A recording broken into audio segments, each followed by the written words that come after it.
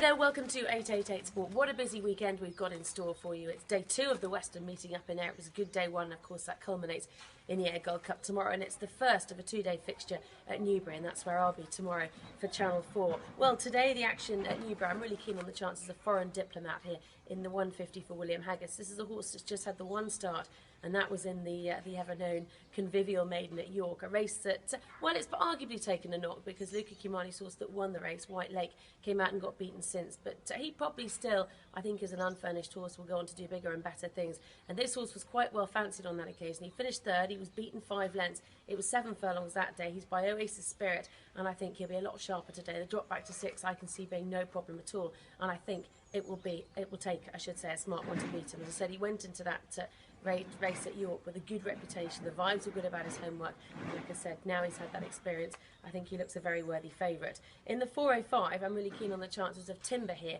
for John Gosden and William Buick. Quite a trappy little race, only a few runners, plenty of winners in the race, but Timber, although she went off quite a big price at Goodwood, she beat an odds-on favourite in doing so.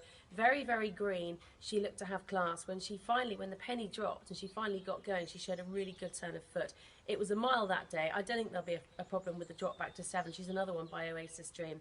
And like I said, I know they think quite a lot of her. She's got some good entries, and at the prices, I think I'd be with her there. In the 345 at Ayr, inevitably in these five furlong races, when they're not going to be set across the whole field, but they're just going to probably be using half the track, the rail to me is a really big advantage. Quite keen on the chances each way of a horse called Lights Camera Action for Gay Kellaway.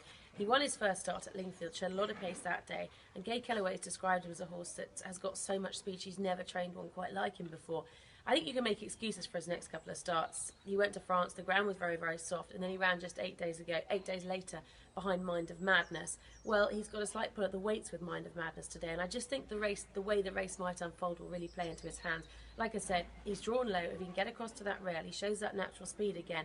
I think sometimes it can be quite difficult to make up too much ground. So all in all, really good racing. Do check out the offers on 888 Sport, and more importantly, back a winner.